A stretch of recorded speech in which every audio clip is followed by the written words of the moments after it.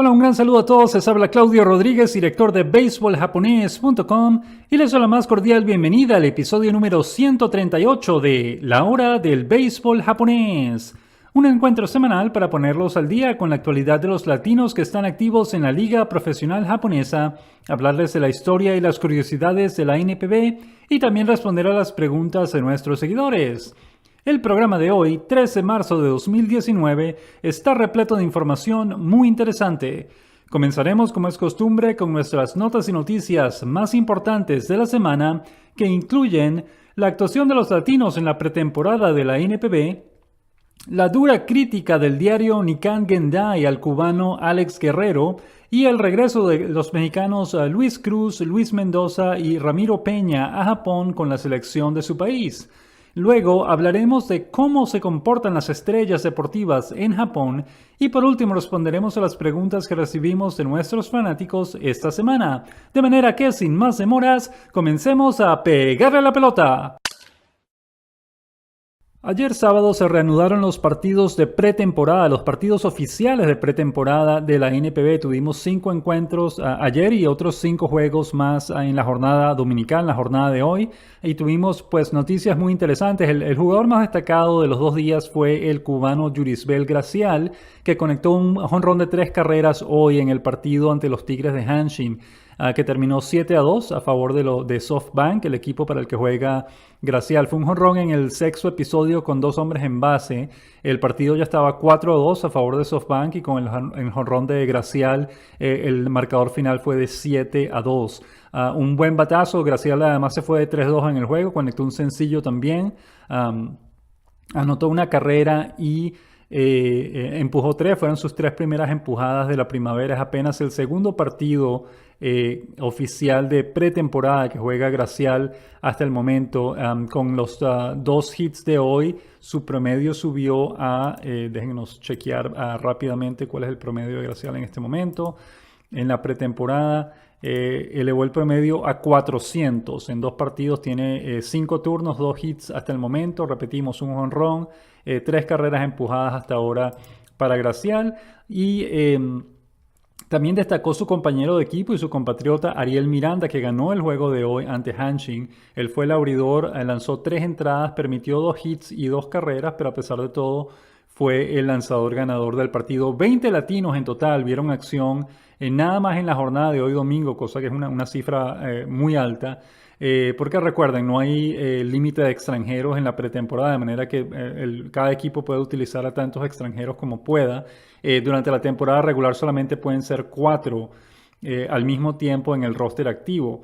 De manera que 20 latinos en total vieron hoy en 5 partidos. Eso es un promedio después de 4 latinos por juego. Quienes lamentablemente perdieron hoy, Eni Romero, el dominicano Eni Romero, el también dominicano Christopher Mercedes y el venezolano Edison Barrios, que perdió ayer. Estos fueron los lanzadores perdedores lamentablemente de estas 2 jornadas, pero a otros lanzadores les fue bien. Por ejemplo, el cubano Onelki García lanzó 2 entradas de relevo sin permitir carreras. 2 o 3 entradas, si no, mal no recordamos. El venezolano Albert Suárez también lanzó 3 entradas de relevo sin permitir carreras.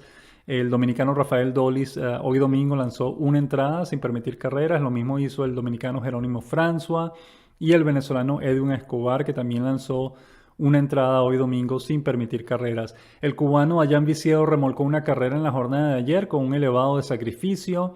El dominicano Alejandro Mejía conectó un larguísimo triple, la pegó de la pared y corrió muy bien. Fue una buena carrera para llegar hasta tercera con un triple y luego lo sacaron del juego. El venezolano José Celestino López y el puertorriqueño Nestalí Soto, los dos se fueron en blanco en este fin de semana, no conectaron hits. Y otra nota importante, el puertorriqueño Kenis Vargas, que está con los Marinos de Lote, se fue de 7-0 con 4 ponches este fin de semana en lo que fueron sus 2 primeros partidos oficiales de pretemporada en la NPB. De manera que caramba, a Vargas le había ido bien hasta ahora en todos los partidos, perdón, en todos los partidos amistosos que había jugado o disputado hasta ahora en la pretemporada, en los entrenamientos primaverales, pero en lo que comenzó a jugar partidos oficiales de pretemporada, que repetimos, hubo jornada ayer y también hoy domingo, en esas dos jornadas se fue de 7-0 con 4 ponches y tiene obviamente promedio de 0, de manera que hay que estar pendientes. Vargas es uno de los jugadores que más chance tiene de figurar este año en la NPB, uno de los latinos debutantes que mejores posibilidades de éxito tiene este año en la NPB, porque está llegando un equipo que necesita desesperadamente de un bateador extranjero de poder, de manera que va a ser titular desde el principio y si le va bien, pues se va a convertir en una superestrella. Lamentablemente no comenzó bien estos partidos oficiales de pretemporada, pero todavía queda mucho tiempo para corregir eso. De manera que tuvimos en términos generales dos jornadas bastante fructíferas de juegos de pretemporada. Repetimos, tuvimos un lanzador ganador, Gracial conectó un jonrón, Vicedo remolcó una carrera, Alejandro Mejía conectó un triple. Otros lanzadores lamentablemente perdieron, pero hubo varios lanzadores también, especialmente en relevo, que lograron lanzar una, dos o tres entradas sin permitir carreras. De manera que, y en general, el hecho de que hayan 20 latinos hayan visto acción hoy domingo, eso ya es habla muy bien de la presencia latina y de lo que aportan a sus equipos en la liga japonesa. De manera que muy contentos, muy satisfechos pues con esta jornada de juegos de pretemporada que tuvimos este fin de semana. Y a partir de ahora, recuerden, la primera jornada de juegos de pretemporada, juegos oficiales de pretemporada de la NPB, fue el fin de semana pasado, que tuvimos 2 jornadas. Este fin de semana tuvimos 2 jornadas más y ya a partir de hoy, a partir de este domingo, vamos a tener juegos de pretemporada, juegos oficiales de pretemporada prácticamente todos los días. Todos los días habrán algunos días de descanso de aquí y allá, pero por lo general todos los días vamos a tener al menos un juego hasta el domingo 24 de marzo, que es cuando termina oficialmente la pretemporada. Y luego tendremos 4 días de descanso antes de que empiece la temporada regular como tal, que será el viernes 29 de marzo, que estaremos pues llevándoles, como es tradición todos los años, cobertura especial desde las 5 de la mañana, desde que comience el primer juego de esa jornada inaugural. Estaremos probablemente, la vez pasada lo hicimos con reportes de 1 minuto o 2 minutos cada hora a partir de las 5 de la mañana. En este caso no sabemos si vamos a hacer lo mismo. Vamos a tratar de hacerlo tipo radio para que nos escuchen directamente desde las 5 de la mañana. Todavía no hemos determinado eso. Lo que sí es seguro es que vamos a estar presentes en las redes sociales, en Twitter, en Facebook, en Instagram, desde las 5 de la mañana, hora del este de los Estados Unidos y Canadá, que nosotros vivimos en Toronto, en Canadá. Desde esta hora pues estaremos llevándoles los reportes de todo lo que ocurra en la jornada inaugural de la NPB, incluyendo especialmente los latinos, qué tipo de aporte están haciendo a sus distintos equipos, los latinos que estén debutando, etcétera. De manera que les recordamos desde ya, el viernes 29 de marzo, cuando comience la temporada regular, estaremos haciendo cobertura especial desde las 5 de la mañana, hora de aquí de Toronto, para llevarles pues todo lo mejor de esa primera jornada de la NPB, de la campaña 2019. Hablemos ahora del del japonés Sho Aranami, que va a estar jugando en México con los Sultanes de Monterrey esta temporada. La semana pasada ya habíamos anunciado que la firma pues, de Aranami con el equipo de Monterrey para la Liga Mexicana de Béisbol, la Liga Mexicana de Verano de esta temporada. Y ya ayer vimos una foto que compartió nuestro amigo Bambino Sedano desde México, en la que se veía a Aranami ya en los entrenamientos primaverales de Monterrey, de manera que pues le deseamos la mejor de la suerte. Algunos ya empezaron a criticar que bueno, que Aranami apenas vio acción en 11 partidos la temporada pasada con Dena, que ya tiene 33 o 34 años, que no esperan mucho de él. Simplemente para aclarar, para que tengan una idea de quién es Sho Aranami, Aranami nunca fue un bateador de promedio en Japón. Él nunca batió más de 300, ni estuvo cerca de batear a 300, ni mucho menos.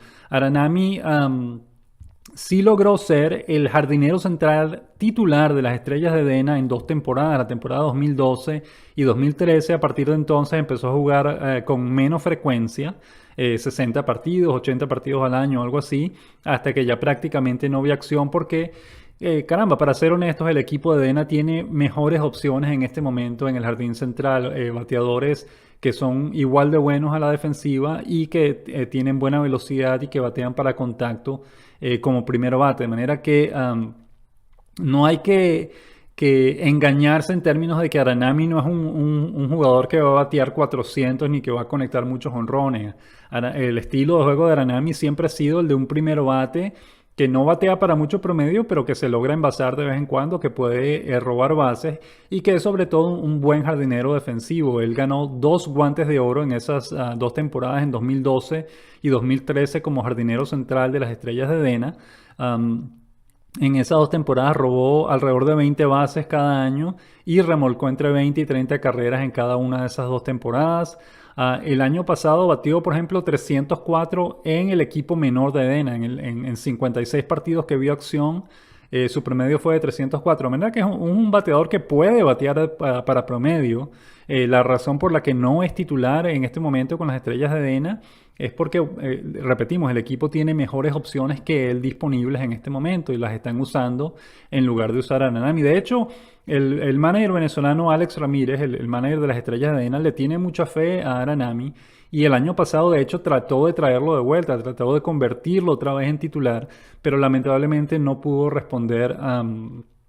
Aranami no pudo responder tanto ofensivamente como defensivamente y repetimos, el equipo tiene jugadores más jóvenes y de mejor promedio disponibles para esa posición en este momento, de manera que pues es básicamente lógico el hecho de que Aranami no esté jugando porque el equipo tiene otra opción mejor en este momento para ese puesto, de manera que de cualquier forma nos parece que Aranami le puede ir bien. Repetimos, no va a ser un jonronero, no va a ser un Ichiro Suzuki que batee 500 o 400, pero puede ser un jardinero fijo, sólido, de buena defensa y que batee decentemente bien, ya sea como primer bate, tercer bate, séptimo bate, cualquier posición en el line-up que elijan para él. De manera que hay que esperar a ver qué sucede. Lo que sí hay que decir desde el principio es que no se engañen esperando que este va a ser un super jugador, porque nunca fue así. Pues es decir, ni siquiera en su mejor momento en Japón fue un jugador que bateaba 300, ni mucho menos. Repetimos, fue un primer bate jardinero central efectivo en su posición, pero no fue deslumbrante en ningún momento, ni mucho menos. De cualquier forma, repetimos, tomemos el ejemplo de otro japonés también, de las Estrellas de DENA, Tomo Otosaka, que le fue súper bien con los Yaquis de Ciudad del Obregón hace año y medio cuando jugó invierno allá en el invierno 2017-2018 y batió 400 en un mes. No sabemos cuántos partidos en total, pero un mes y una semana más o menos que estuvo en México le fue súper bien, de manera que Aranami podría tener una especie de renacimiento en el béisbol de México ahora que le den el chance de jugar a diario y podría irle bien, uno nunca sabe, de manera que hay que esperar a ver qué tal le va este año en la Liga Mexicana. Hablemos ahora del escándalo de la semana, llamémoslo así. Fue un artículo que publicó la edición digital del diario Nikkan Gendai, es un diario japonés, acerca del cubano Alex Guerrero. Y es un artículo en el que se le critica duramente porque lo llaman pues básicamente niño problemático, rebelde, carente de disciplina, engreído. Es decir, el artículo critica duramente la personalidad del cubano Alex Guerrero. Él ha estado produciendo resultados decentes hasta ahora en los partidos amistosos de los entrenamientos primaverales de los Gigantes de Yomiuri. Sin embargo, la personalidad no lo está ayudando. Él vive jactándose de sus jonrones, de lo duro que le pega la pelota, de lo lejos que llega la pelota, etc.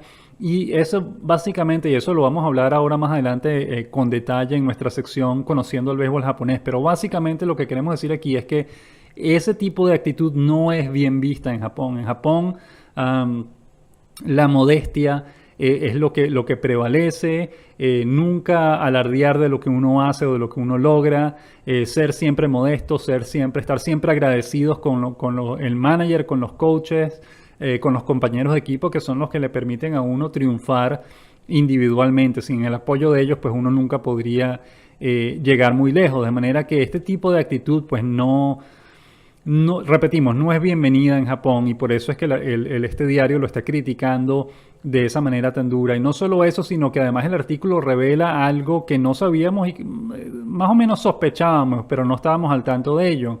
Y es que recuerden, el año pasado Guerrero comenzó muy bien, él conectó como 9 jonrones y empujó 30 carreras o algo así en los primeros 2 meses de la temporada, pero en lo que el promedio comenzó a bajar un poco, estaba bateando sobre 300, en lo que el promedio de pronto le cayó a 250, lo bajaron al equipo menor y después pasó casi el resto de la temporada en el equipo menor, lo volvieron a subir una vez más, pero por muy poco tiempo y así terminó el año, de manera que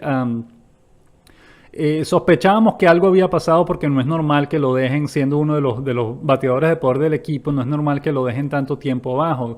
Y según este artículo del diario Nikkan Gendai, aparentemente Guerrero se molestó cuando lo bajaron y después se rehusó a reunirse con su manager, cosa que es un grave delito, digamos, un delito de indisciplina en una organización tan disciplinada. Rehusarse así a reunirse con el manager es básicamente firmar una sentencia de muerte. Pues el equipo obviamente, el manager no le gustó eso, no lo volvió a subir, repetimos, sino hasta finales de temporada y por eso pasó la mayor parte del año en el equipo menor. Este año obviamente las cosas deben cambiar, si no, no va a poder triunfar con el equipo de Yomiuri. El artículo dice, de hecho, que desde el principio de este año los coaches, los entrenadores han estado hablando con él, explicándole la situación y lo que debe hacer y al parecer se ha estado comportando mejor, digamos, hasta los momentos. Sin embargo, esa fama que se ha ganado de ser problemático, engreído, etcétera, pues no lo ayuda. Ya tuvo un año difícil con Yomiuri el año pasado. Este año, en principio lo vemos como titular, pero si le vuelve a ir mal o le vuelve a tener algún tipo de problema con su manager, que no tengan duda de que va a pasar el resto del año en el equipo menor. Y no solo eso, sino que cuando termine la temporada, que este ya es su último año del contrato actual, lo van a dejar en libertad. Y una vez que lo dejen en libertad, parece difícil que otro equipo japonés lo contrate, de manera que podríamos estar fácilmente ante la última temporada de Alex Guerrero en Japón. Y es una pena porque recuerden, Alex Guerrero debutó en Japón en el año 2017. En su primer año ganó el título de jonrones en la Liga Central con los Dragones de Chunichi, luego de conectar 35 jonrones. Además conectó jonrones en 6 partidos consecutivos y eso es un nuevo récord para ese equipo. Y lamentablemente los problemas comenzaron una vez que se terminó esa temporada. Él se rehusó, no pudo llegar a un acuerdo para renovar su contrato con Chunichi, cosa que hubiese sido lo más lógico. De hecho, según los medios japoneses, la gerencia de Chunichi básicamente se cansó de esperar por él y le dijo que bueno, no, ya no vamos a firmar a otra persona porque no vamos a esperar a este señor a que nos siga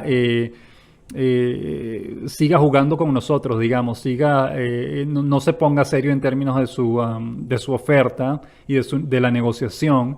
Y por lo tanto, Guerrero terminó firmando con los Gigantes de Yomiuri, cosa que en su momento advertimos que era un peligro porque existe una especie de maldición en el béisbol japonés. Todo jugador extranjero que debuta en otro equipo y le va bien y después se cambia a los Gigantes de Yomiuri, por lo general le va mal. El único que no le ha ido mal es el venezolano Alex Ramírez, que de hecho tuvo más éxito con los Gigantes de Yomiuri que con cualquier otro equipo. Pero en el caso de Guerrero, pues lo advertimos y eso es lo que ha sucedido hasta ahora. Le ha ido mal porque son varias cosas. Es decir, Yomiuri es una institución muy organizada y en la que hay que comportarse muy bien todo el tiempo y donde básicamente no hay espacio para gente con la personalidad de Guerrero, que son rebeldes, engreídos, etcétera. Pues ese tipo de aspectos en la personalidad no son bienvenidas en Yomiuri, por eso es que hay tantos problemas.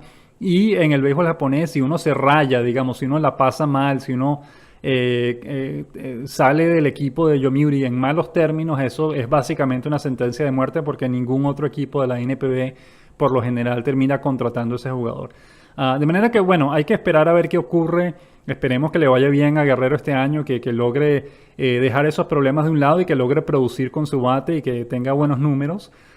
Pero repetimos, estamos ante una situación bien delicada y que puede ser muy posiblemente el último año de Guerrero en el béisbol japonés. Esperemos que no sea así, pero ese es el riesgo que se corre en este momento. Así que estaremos pendientes de lo que ocurra con él esta temporada. Hablemos ahora de los medios japoneses y el eco que hicieron de la noticia de que los mexicanos Luis Cruz y Luis Mendoza van a estar de regreso en Japón para jugar con su selección 2 partidos amistosos ante la selección japonesa. A mediados de semana ya habíamos comunicado esa noticia una vez que México hizo pública el roster de 28 jugadores que va a llevar a Japón para los 2 partidos amistosos del próximo fin de semana. Nosotros hicimos nota de que, bueno, Luis Cruz y Luis Mendoza y también Ramiro Peña, que son 3 jugadores que jugaron recientemente en Japón, pues que iban a estar de regreso en Japón una vez más con el equipo mexicano para estos 2 partidos amistosos. Y ese mismo día los medios japoneses hicieron eco de esa noticia. Todos resaltaron el hecho de que, bueno, Luis Cruz, Luis Mendoza, especialmente Luis Cruz y Luis Mendoza, van a estar de regreso en Japón y estuvieron pues compartiendo la noticia. Luis Cruz y Luis Mendoza, que además son compadres, son hasta ahora los mexicanos más longevos en la NPB. Los dos jugaron 4 temporadas en total en la liga y le fue bastante bien. Cruz ganó el Guante de Oro, recuerden, en la Liga del Pacífico en el año 2015 en la segunda base, y también implantó un nuevo récord de dobles para un jugador mexicano en una campaña en la NPB con 32 dobles en su primer año en Japón, en el año 2014. Luis Mendoza, por su parte, ganó 10 partidos en la temporada 2015. Es uno de los 3 o 4 lanzadores en los últimos 10 años que ha ganado al menos 10 partidos en una temporada en Japón. Una cosa que recordamos mucho de Luis Mendoza es el espectacular relevo de 5 entradas que tuvo. Fueron 5 entradas y 2 tercios, de hecho, si mal no recordamos, en el 5.º juego de la Serie de Japón de 2016.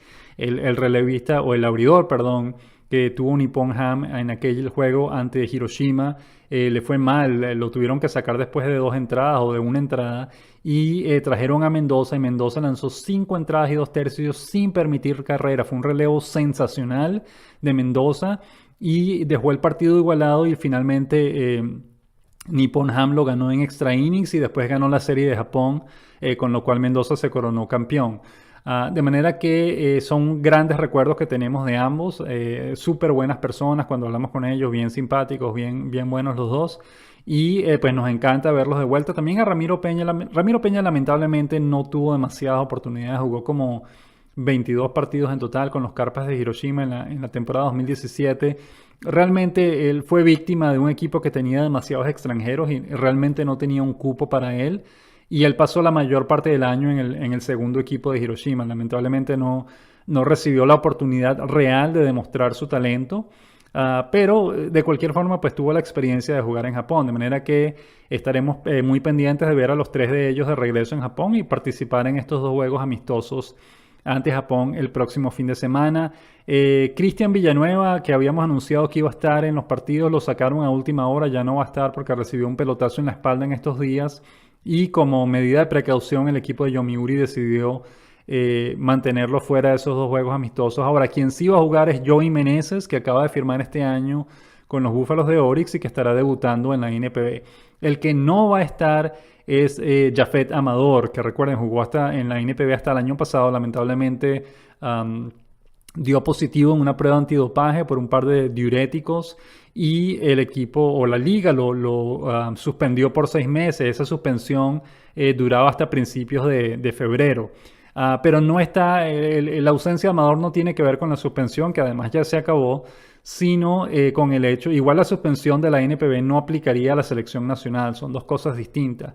Suponemos que es una decisión personal de no querer regresar a un lugar en donde tuvo una mala experiencia.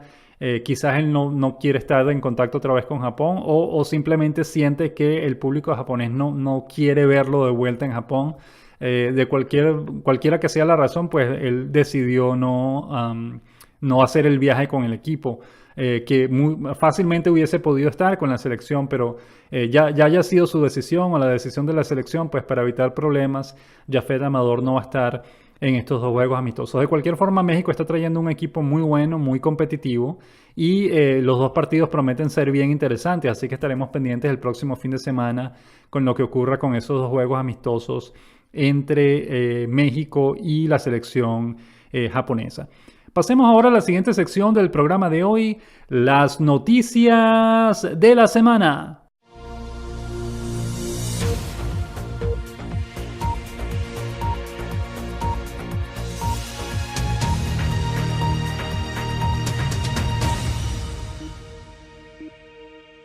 Nuestra semana comenzó como siempre con nuestra columna del bate del samurái, en la que hablamos de las diferencias entre la colusión de la MLB, de las Grandes Ligas, y la colusión de la NPB en Japón. Recuerden, en estos días que se habla tanto de la colusión en las Grandes Ligas porque hay muchos agentes libres sin trabajo y los equipos parecen estar trabajando en conjunto para manejar, para manipular el mercado, manipular a los agentes libres. Ya vimos que Bryce Harper recibió un contrato de 13 años y $330 millones con los Phillies de Filadelfia, y Manny Machado firmó por $300 millones con... Uy, se nos olvidó con quién firmó Manny Machado. Con los Dodgers habría sido, no, perdonen que no recordamos el equipo con el que firmó Manny Machado, pero firmó por $300 millones. Ahora, que esos dos jugadores hayan recibido contratos acordes con el mercado libre no significa que no haya colusión. La colusión nos parece que existe y hay pruebas de ello. Hay jugadores, y son varios los que han reportado que sus agentes han recibido 4 ofertas distintas, idénticas, prácticamente idénticas en términos de dinero, de salario, de 4 equipos distintos, y las reciben todas el mismo día. Eso no es casualidad, señores. Eso es obviamente un acuerdo entre los equipos para hacer o no hacer ofertas a ciertos agentes libres en determinado momento. Y eso está prohibido por el convenio laboral entre las Grandes Ligas y sus jugadores, pues. Obviamente no, los jugadores por los momentos no parecen estar demandando a la NPB o estar tratando de buscar un arbitraje con respecto a ello, pero nos parece que es obvio que sí existe algún tipo de colusión. En este caso, el problema con las Grandes Ligas es que los dueños de los equipos ganan cada vez más dinero y los jugadores están estancados en donde están o incluso les están pagando menos. ¿Qué cantidad de jugadores no vemos hoy día que lo único que reciben es una invitación, un contrato de liga menor con invitación a los entrenamientos primaverales, en vez de darles directamente un contrato de liga mayor, así sea por un salario mínimo, un salario bajo, lo que fuese, pero que sea un contrato garantizado de liga mayor? No, a todos ellos les están dando solamente un contrato de liga menor con invitación a los entrenamientos primaverales, y eso nos parece que es obviamente una manera de manipular el mercado y no darles la confianza y el dinero que ellos se merecen. De manera que el problema está ahí. El problema es que en las Grandes Ligas cada vez ganan más, los dueños de equipos ganan cada vez más dinero y los jugadores se siguen ganando el mismo o incluso menos. En Japón también existe la colusión, y eso fue lo que explicamos en el artículo. La colusión que se ve en la NPB es simplemente un tope salarial. Hay un acuerdo no escrito, pero que existe entre los equipos, de no pagar más de cierto monto de dinero a sus jugadores. Y ese monto hasta el momento es 650 millones de yenes, que son básicamente $6 millones. De manera que existe un acuerdo, un tope salarial no escrito en el que los equipos no pagan más de ese salario para evitar que los salarios se les escapen de las manos, tengan que pagar demasiado dinero después. Ahora, la gran diferencia, eso obviamente no es lo ideal, pero la gran diferencia entre lo que ocurre en Japón y lo que ocurre en las Grandes Ligas es que el monto de dinero que ganan los equipos en Japón siguen siendo el mismo. No ha cambiado en los últimos 20, 25 años. Mientras que en las Grandes Ligas es cada vez más dinero el que ganan los dueños. En Japón no, en Japón se siguen manteniendo igual. Y recuerden que en Japón solamente 3 equipos generan ganancias, los otros 9 equipos generan pérdidas todos los años. Y eso es un tema largo que hay que discutir en otro momento porque no tenemos tiempo en este momento, pero solo 3 equipos en Japón generan ganancias cada año, y esos son los 3 equipos que mejores salarios pagan a sus jugadores durante el año. Los otros 9 equipos hacen lo que pueden por pagar buenos salarios, pero obviamente no tienen el dinero para hacerlo porque, repetimos, generan pérdidas todos los años. De manera que, a pesar de que existe colusión en Japón, es una colusión que, digamos, está acorde con el estado de la liga en este momento, de cómo marchan las cosas en la liga. En lo que los equipos empiecen a ganar más dinero, es probable que acepten pagarle más dinero también a sus jugadores, pero esto es una situación que, digamos, existe una estabilidad que no ha cambiado en los últimos 20 o 30 años, cosa que sí ha cambiado en las Grandes Ligas. Y repetimos, ahí es donde está el problema. Es injusto que los dueños de equipos ganen cada vez más dinero y los peloteros sigan ganando lo mismo o ganen menos. En Japón, siguen ganando lo mismo porque la situación no ha cambiado. Las ganancias de los equipos siguen siendo la misma. Solamente 3 siguen generando ganancias, los otros 9 siguen generando pérdidas. Y así es que se manejan las cosas en Japón. De manera que dentro de todo es democrática, digamos, esa colusión que existe en Japón, porque está acorde con el estado, la situación actual de la liga. En Estados Unidos no, en las grandes ligas no está acorde, no es justo que estos equipos sigan ganando más y más y más dinero cada año y los peloteros estén ganando lo mismo o estén ganando menos. De manera que esa es básicamente la diferencia entre las colusiones de ambas ligas. El martes 26 de febrero publicamos la noticia de que el mexicano Joey Meneses sumó su 7º juego consecutivo con hit. Todos los partidos de pretemporada, amistosos todos, porque él todavía no ha jugado un partido oficial de pretemporada. Joey Meneses ha sumado al menos un hit en cada partido. Está bateando 600, tiene 9 hits en 15 turnos y le ha ido bastante bien. Estamos ansiosos de verlo en acción en un partido oficial de pretemporada, pero de momento le está yendo súper bien en los entrenamientos primaverales de su equipo Búfalos de Orix en la NPB. El miércoles 27 de febrero la noticia del día fue que los mexicanos Luis Cruz, Luis Mendoza y Ramiro Peña van a regresar a Japón con su selección para los partidos amistosos ante Japón, perdón. Y repetimos, los 3 jugaron recientemente en Japón. El jueves 28 de febrero publicamos la noticia de que el diario Nikkei Gendai había publicado un artículo criticando duramente al cubano Alex Guerrero. Eso ya lo discutimos con detalle al principio del programa.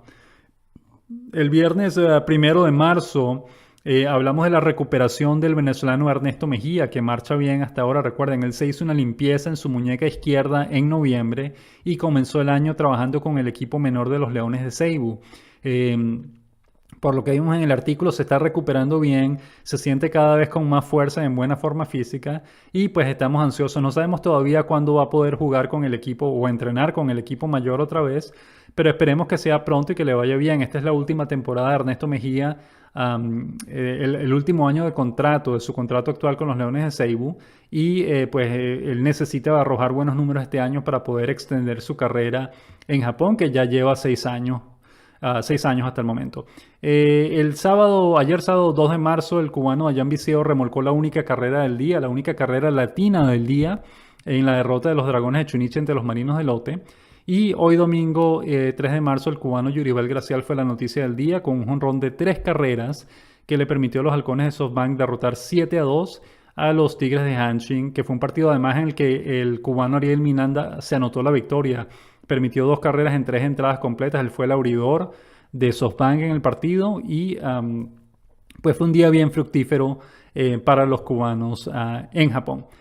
Pasemos ahora a la siguiente sección del programa de hoy, conociendo al béisbol japonés. Esta semana en Conociendo el Béisbol Japonés queremos hablar de cómo se comportan las estrellas deportivas en Japón. Y esto es en relación a la crítica que recibió el cubano Alex Guerrero esta semana de parte del diario Nikkei Gendai japonés, que lo describe como un niño problemático, engreído, rebelde y carente de disciplina. Y eso son cosas obviamente que no son bien vistas en Japón. Es decir, en el mundo occidental, las estrellas deportivas se comportan de esa manera. Son divas, digamos, como Maradona, como Cristiano Ronaldo. No todos, obviamente, pero hay jugadores en Norteamérica, sobre todo en la NBA, en la NFL, etcétera. Los jugadores más famosos se comportan como divas, pues como quieren que la gente los adulen en todo momento, están jactándose de lo que logran y de que son mejores de todos los demás, etcétera, etcétera. Pues eso es normal, entre comillas. No es que sea aceptable, no es que nos guste, pero esa es la manera en que muchas estrellas deportivas en el mundo occidental se comportan. En Japón eso no es bien visto. En Japón, repetimos, es una sociedad en la que el individualismo es casi un pecado, está altamente penalizado. No se le permite a la gente que sea individualista, sino se les fuerza en todo momento a que piensen en el grupo, a que todo lo que hagan sea en el beneficio del grupo y no en el beneficio personal. De manera que en Japón ese tipo de actitud engreída, pues de jactarse mucho de lo que uno hace, de autoadulación, ese tipo de cosas en Japón están básicamente prohibidas. Nadie las ve bien. La estrella deportiva ideal en Japón es una persona, hombre o mujer, que sea muy exitoso o exitosa en todo lo que hacen y que cuando los entrevisten digan, caramba, todo lo que he logrado, lo he logrado por el trabajo duro que hago a diario y por el apoyo de mis compañeros, de mis entrenadores, etcétera, etcétera. Es decir, porque sin ellos nunca hubiese logrado llegar a donde estoy. Ese es el deportista ideal en Japón, una persona que dice ese tipo de cosas. Una persona que por lo contrario se comporte como una de estas divas del mundo occidental, que diga, yo soy el mejor, nadie me puede vencer, etcétera. Ese tipo de cosas no son bienvenidas en Japón. La gente reaccionaría muy mal a ese tipo de comentarios, de manera que esa es la razón por la que el cubano Alex Guerrero se ve tan fuera de base, tan sobresaliente dentro del grupo en el que está, porque repetimos, ese tipo de actitud no es bienvenida en Japón. Nadie admira o nadie sigue a un tipo de persona que hable de esa manera en Japón. Desde el principio lo estarían criticando. Por esa razón es que la crítica es tan fuerte con Guerrero, porque no es una cosa... ese tipo de actitud, ese tipo de comentarios no son bienvenidos en Japón, especialmente en un equipo como los Gigantes de Yomiuri, como lo describe el autor, el escritor Robert Whiting, que ha escrito varios de los artículos más fascinantes de la historia del béisbol japonés. Robert Whiting explica en uno de sus libros que ser admitido o ser contratado por los Gigantes de Yomiuri es el equivalente a ser admitido en la Academia Militar de West Point en los Estados Unidos. Es decir, es el honor más grande que puede tener un jugador de béisbol en Japón, porque es una institución precisamente extremadamente disciplinada. Es un sitio en el que, recuerden, no está permitido llevar ningún tipo de vello facial, no se puede tener barba, hay que afeitarse en todo momento, no se puede masticar goma en el terreno o en el estadio. Y este año prohibieron también el uso de redes sociales. Los jugadores no pueden estar en el estadio, en el dugout, en cualquier lugar del estadio con sus teléfonos celulares tratando de publicar algo en Instagram comentando, haciendo comentarios en Twitter, ni nada por el estilo. Todo eso está prohibido en el equipo de los Gigantes de Yomiuri. De manera que cuando uno llega a una institución como esa, organización de esa calidad, uno tiene que comportarse de la mejor manera posible. De manera que si es cierto lo que el artículo dice de Guerrero, que está pues jactándose cada rato de lo largo que son sus honrones, de mira lo bien que hago esto y lo bien que hago lo otro, yo soy mejor que tú, ese tipo de cosas, pues obviamente está muy mal visto, está fuera de base, digamos, en este momento Guerrero, y esa es la razón por la que la están criticando tan recientemente. Una cosa que ejemplifica lo que debe ser un jugador de los Gigantes de Yomiuri es un cuento muy bueno que recordamos de nuestro amigo John Gibson en Tokio, que escribe para la versión inglesa del diario Yomiuri. John nos cuenta una vez que él estuvo de viaje en los Estados Unidos visitando a Hideki Matsui, a los grandes ligas japoneses que estaban en los Estados Unidos en ese momento. Y él fue a entrevistar a Hideki Matsui cuando este jugaba con los Yankees de Nueva York. Y cuando entró al camerino, Matsui estaba sentado leyendo un libro.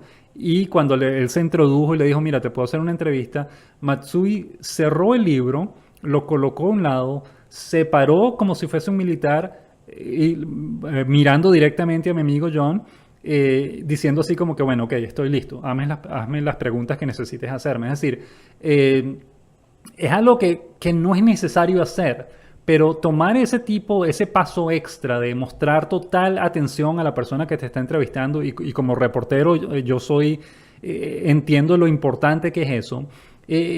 John me comentaba que él estaba conmovido por la actitud disciplinada y seria y la cordialidad, además, que eso demuestra a un reportero que el deportista se pare de pie, se ponga en posición firme, lo mire a uno a la cara y esté dispuesto a escuchar las preguntas y responderlas con toda la seriedad del mundo. Eso es algo que no tiene precio. Y por ejemplo, John nos decía, en ese mismo viaje él trató de entrevistó también a Ichiro Suzuki, y Ichiro Suzuki más bien estaba sentado y no lo miraba a la cara, no le prestaba mucha atención. Además utilizaba a un intérprete, a pesar de que John habla japonés perfectamente. De manera que ese tipo de actitud demuestra lo disciplinado que hay que ser cuando uno juega con los Gigantes de Yomiuri, cosa que al parecer Alex Guerrero no está entendiendo en este momento.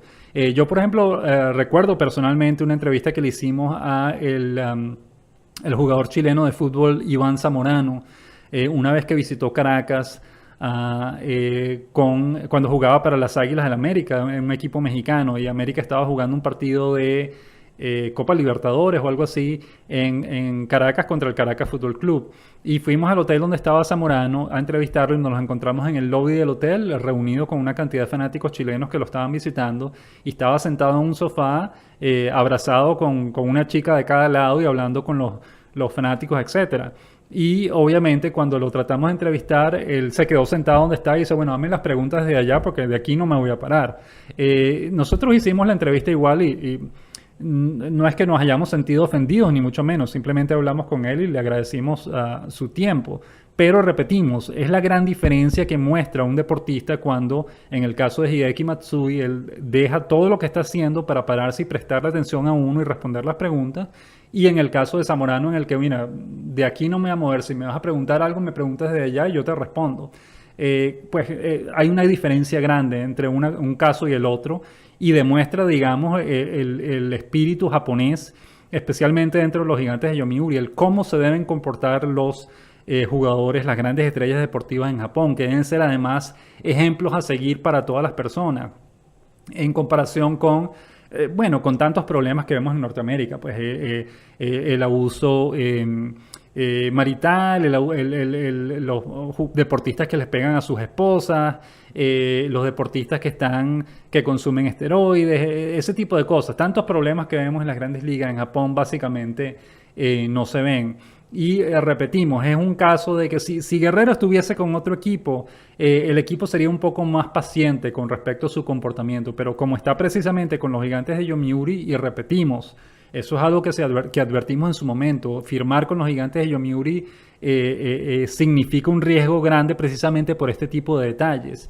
Y ahora Guerrero está precisamente sufriendo las consecuencias de ese cambio, porque es probable que no haya tenido en cuenta este tipo de detalles y ahora los está sufriendo, digamos, por esa actitud que se debe tener cuando uno juega con los Gigantes de Yomiuri. Naomi Osaka, por ejemplo, la tenista japonesa, es otro ejemplo de eso. Es una chica que, a pesar de que es una mezcla, el padre es haitiano y la madre es japonesa, y ella es, pues, su color de piel es negro, pues, ¿no? Pero Osaka, a pesar de eso, es una chica muy, muy educada, muy, muy delicada en sus declaraciones, que cuando la entrevistan hace reverencias tal cual como lo hacen los deportistas japoneses. Siempre habla en una voz muy tranquila y además con mucha modestia. De manera que, repetimos, ese es el ejemplo que deben sentar los deportistas japoneses que son famosos, que son estrellas. Repetimos, que deben ser exitosos en su trabajo, y cuando los entrevisten deben ser totalmente modestos y decir siempre que todo lo que lograron fue gracias al trabajo duro y al apoyo de sus compañeros de equipo, a sus entrenadores, su manager, etcétera, porque sin ellos nunca hubiese podido lograr nada. Alex Guerrero obviamente no está siguiendo ese patrón, y por eso es que está sufriendo en este momento, por eso es que lo están criticando de una manera tan dura, porque ese tipo de comentarios que hace, diciendo, mira lo lejos que llegó mi jonrón, todo el cuento, pues repetimos, esa no es la actitud, no es una actitud bienvenida en el béisbol japonés y en Japón en general. De manera que queremos explicar esto para que entiendan un poco cuál es el ideal y cómo se deben comportar las estrellas deportivas en Japón, especialmente si son japoneses. Con los extranjeros son un poco más pacientes, pero la expectativa sigue siendo que los extranjeros respeten las reglas y las costumbres de la cultura japonesa. Pasemos ahora a la sección final del programa de hoy, las preguntas de la semana.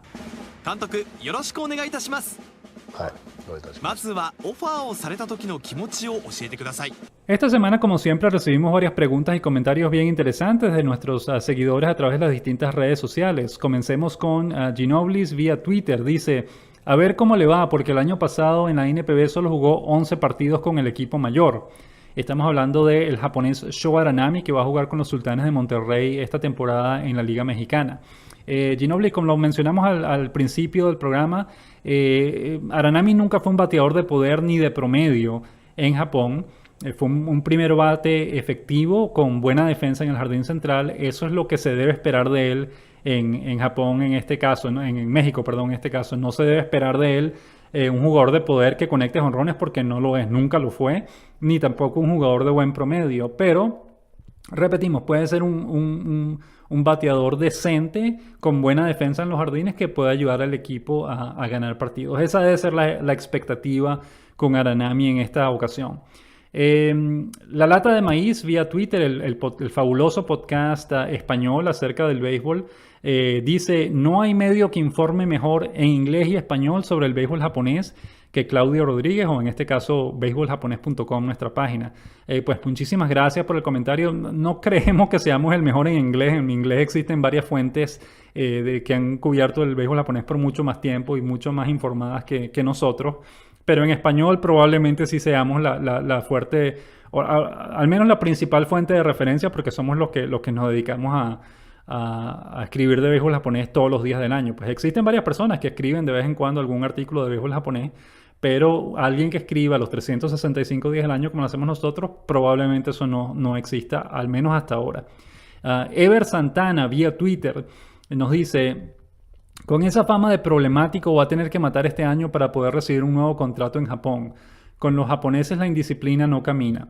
Gracias por el comentario, Ever. Eso es totalmente correcto. Guerrero va a tener que, esto es respecto al caso de Alex Guerrero, él va a tener que tratar de arrojar buenos números esta temporada y sobre todo mantener su disciplina, porque de lo contrario no solo va a quedar en libertad de los Gigantes de Yomiuri, sino exactamente es poco probable que reciba un nuevo contrato de un equipo japonés en el futuro. Nuestro amigo Arturo Marcano vía Twitter dice: excelente episodio y gracias por mencionar Endorfinas Radio, que es el podcast de Arturo Marcano, que lo recomendamos ampliamente. Luego dice: siempre digo que la hora del béisbol japonés debe ser parte del menú de podcasts de todo el amante del béisbol. Pues muchísimas gracias por el comentario, Arturo. William Daniel vía Twitter dice: en Japón no lo van a estar mimando, mejor que se baje de 2 rayitas o se acabó su carrera en el béisbol de élite. Entonces, en el comentario en relación también al cubano Alex Guerrero, estamos de acuerdo. Alex Guerrero tiene que mantenerse disciplinado y arrojar buenos números este año si planea mantenerse jugando en el béisbol japonés.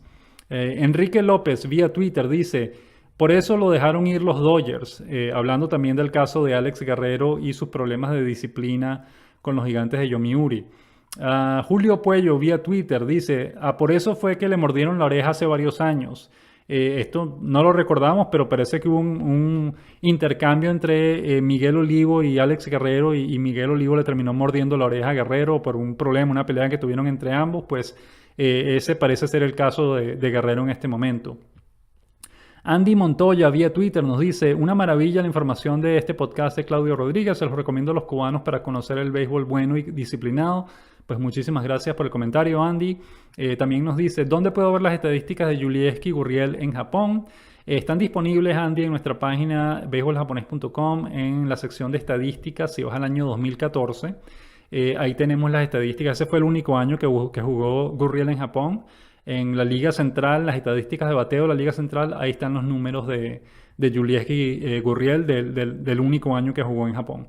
Eliezer Reyes vía Twitter nos dice: ¿es posible saber todos los dominicanos que tienen contrato en la Liga de Japón? Sin duda alguna, Eliezer, las listas las compartimos una vez en Twitter y en Facebook al principio de los entrenamientos primaverales. Eso fue el 1 de febrero de este año. Si no, en la sección de jugadores activos en nuestra página beisboljaponés.com también vas a ver a todos los jugadores, tanto dominicanos como de todas las nacionalidades que están jugando en Japón en este momento. Oscar vía Twitter dice: ¿cómo le fue a Romero? Este es Eni Romero de los Dragones de Chunichi. Eso fue la semana pasada. Romero lanzó 2 entradas, permitió un hit sin carreras y 2 ponches. Ayer terminó perdiendo el juego, si mal no recordamos, permitió algunas carreras, pero en la semana pasada lanzó 2 entradas en blanco. Rubén Hernández vía Facebook dice: Suárez debería tener uno de esos puestos ya que su contrato es uno de los mejores en el club. Estamos hablando de Robert Suárez, el venezolano con los Halcones de SoftBank. Pues Rubén, primero hay que clarificar que no, Robert Suárez no tiene uno de los mejores contratos del club, eso no es cierto, él tiene un contrato decente, pero hay muchos jugadores en el club que tienen mejores contratos que él y eso no le garantiza la titularidad, uno de los puestos en el roster activo del equipo, porque el equipo tiene 7 extranjeros de muy buena calidad todos y lo más probable es que los vaya a estar rotando durante la temporada, no van a estar... probablemente Alfredo Despaine y Denis Sarfate van a ser los titulares indiscutibles. Los otros dos puestos lo van a estar rotando entre Ariel Miranda, que va a ser abridor, Liván Moinelo, que ha sido un relevista excelente, Rick Vanderhurt, que es otro lanzador abridor importante para el equipo. Más bien pensamos, y Yuribel Gracial, que también ha estado jugando bien, más bien pensamos que Robert Suárez es el último en la lista, el último jugador en esa lista para ver acción, de manera que hay que esperar a ver qué ocurre en la temporada regular, pero repetimos, no va a ser fácil que Robert Suárez sea titular esta temporada con SoftBank. Javier Rodríguez vía Facebook nos dice, ¿van a dar juegos en vivo en Facebook? Pues nosotros no, porque no tenemos los derechos para transmitir partidos. La NPB tampoco, o la Liga del Pacífico, ningún canal japonés va a estar transmitiendo partidos de la NPB en Facebook en vivo. De manera que, repetimos, las opciones que hay para ver los juegos son las llamadas cajas de Android Box de canales japoneses. Esa es una buena opción. O si quieren suscribirse a la Liga del Pacífico, a Pacific League TV, que es un servicio excelente en el que se pueden ver los partidos, pero lamentablemente se ven solo los partidos de la Liga del Pacífico. De manera que si quieren seguir a los equipos de la Liga Central, que lamentablemente en la Liga Central es donde está la mayor cantidad de los jugadores latinos, pues no hay manera de verlos, al menos no una manera legal de verlos fuera de Japón. Héctor de Jesús vía Facebook también nos pregunta, ¿este año no hay manera de ver los juegos? ¿El equipo de DENA está en la Liga del Pacífico? No, el equipo de DENA está en la Liga Central. Y con respecto a los juegos, lo que acabamos de mencionar, las opciones son la Android Box de canales japoneses para ver partidos ahí, o hay que suscribirse a Pacific League TV, en el que, repetimos, solo se pueden ver juegos de la Liga del Pacífico. Rafi Gil en Instagram nos dice, ¿por qué? Por eso fue que Miguel Olivo le mordió la oreja a Alex Guerrero, por engreído. Gracias por el comentario, Rafi. Adolfo Vergara vía Instagram dice, al parecer ya la próxima temporada ya no va a estar allá. Esto también es con respecto a Alex Guerrero y los Gigantes de Yomiuri. Finalmente, bueno, no tenemos 2 comentarios más. Luis, en la sección de comentarios de nuestra página baseballjaponés.com nos escribe, todos los jugadores con contratos superiores a los $200 millones han sido sobrepagados, sobrevalorados, ni decir cuando rondan los 300 millones. Creo que más bien es lógico en el caso de la MLB que estén conspirando para no dar semejantes contratos. Ni Otani los vale. Bueno, estamos parcialmente de acuerdo contigo, Luis. Nosotros no somos amigos de esos grandes contratos de las grandes ligas en los que pagan 200 y 300 millones de dólares a un jugador, porque por lo general, una vez que firman los contratos, esos jugadores bajan su rendimiento. Es decir, si estuviesen rindiendo igual que siempre, los pagaríamos sin ningún problema. Es decir, Mike Trout, por ejemplo, con los Angelinos de Los Ángeles, ha tenido 7 temporadas fabulosas con el equipo desde que debutó en las grandes ligas. Ha sido muy consistente cada año, conectando buen número de jonrones, empujando buen número de carreras, etcétera, con buen promedio al bate. Pues sin duda alguna pagarle, digamos, 200 millones de dólares por esos 7 años, sin duda alguna los vale, porque su rendimiento ha sido constante. Obviamente en los próximos 7 años no sabemos si le va a ir igual, pero en los 7 años que ya han pasado, fácilmente se le hubiese podido pagar 20, 30 millones de dólares al año porque los merece, ha rendido lo suficientemente bien como para justificar ese salario. El problema con los grandes contratos como este es que los jugadores realmente muchos de ellos una vez que firman es por esa gran cantidad de dinero, por lo general bajan su rendimiento y ya pues de ahí es que vienen las críticas. De manera que no es que no los valgan, es decir, si pudiesen mantener su rendimiento constante, los valdrían. Lo que pasa es que por lo general no lo han logrado hasta ahora. Ahora, el otro punto de este caso es que hay que tomar en cuenta el problema de la colusión que estamos viendo en las grandes ligas. Los dueños de los equipos ganan cada vez más dinero y cada vez le pagan menos a sus jugadores. Y eso no es justo, eso sí que no es justo. De manera que en este caso pues los jugadores puede que no terminen justificando estos grandes salarios, pero desde el punto de vista de la colusión, pues es necesario que existan estos contratos porque es la única manera que hay que obligar o que se tiene de obligar a los dueños de equipos a que gasten el dinero que de otra manera se lo quedarían ellos solamente. Y repetimos, eso tampoco es justo. De manera que hay dos lados de esa moneda. Hay una parte buena y una parte mala de esos contratos. Pues es difícil inclinarse solamente por un lado. Es difícil decir solamente que no es justo o decir solamente que sí es justo. Hay dos cosas distintas que tomar en cuenta en ese caso. Finalmente, Luis Vargas, a través de la sección de comentarios de nuestra página beisboljaponés.com, nos pregunta: me agradecería conocer si el béisbol supera al sumo en audiencias televisivas en Japón, y también el porcentaje de espacio que tienen en los diarios deportivos japoneses. Es una gran pregunta, Luis. Realmente no tenemos las cifras para decirte. Nosotros pensaríamos que el béisbol sigue siendo más popular que el sumo. El deporte nacional japonés es el sumo, sin duda alguna. Es un deporte inventado en Japón que tiene una tradición fantástica.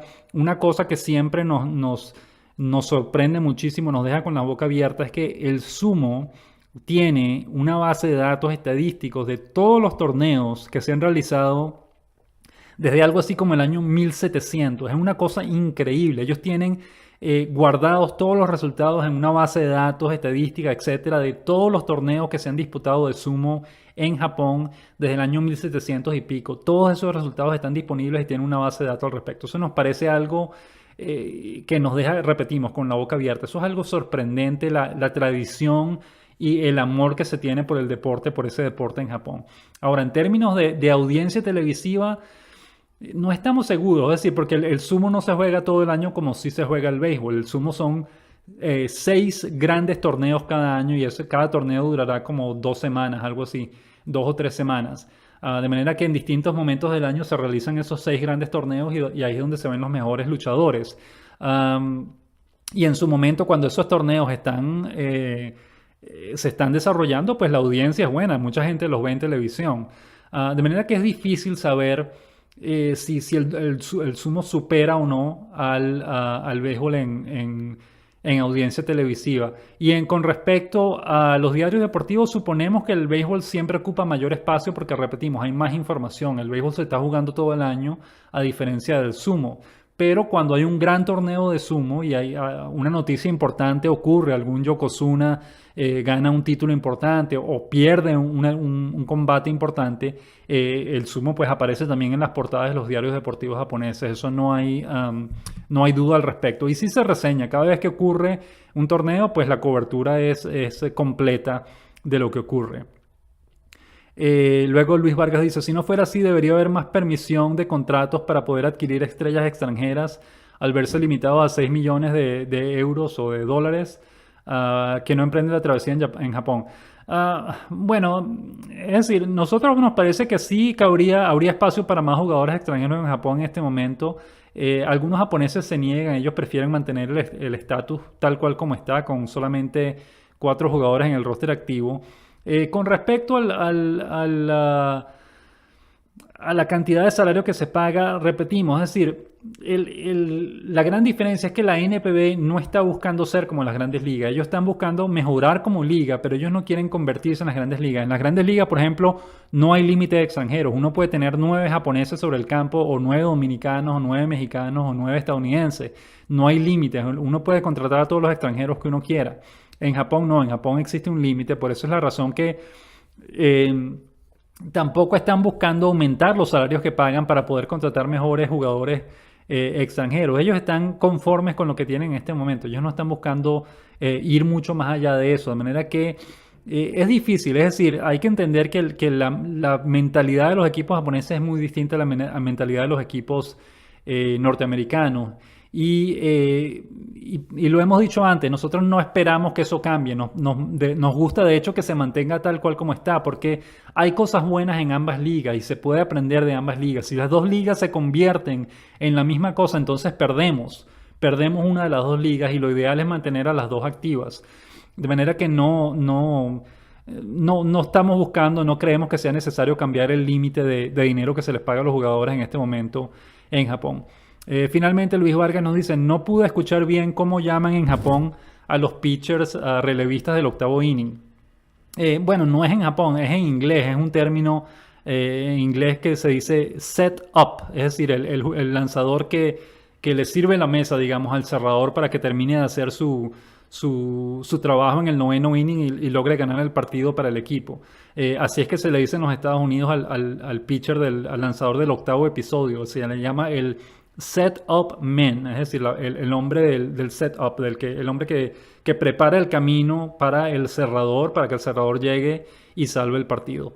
A eso es lo que nos referíamos con esa expresión.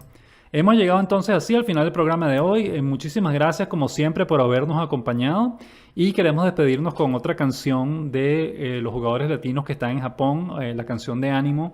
En este caso vamos con el cubano Alfredo Despaigne. Recuerden, estamos siguiendo la lista de los mejores jugadores de la temporada pasada, los jugadores latinos desde el mejor hasta los menos destacados. Y ya compartimos las canciones de Viciedo, Soto, Almonte, López. En este caso, pues queremos compartir la canción de Alfredo Despaigne. De manera que muchísimas gracias una vez más por habernos acompañado en el programa de hoy y nos despedimos con la canción de ánimo del cubano Alfredo Despaigne.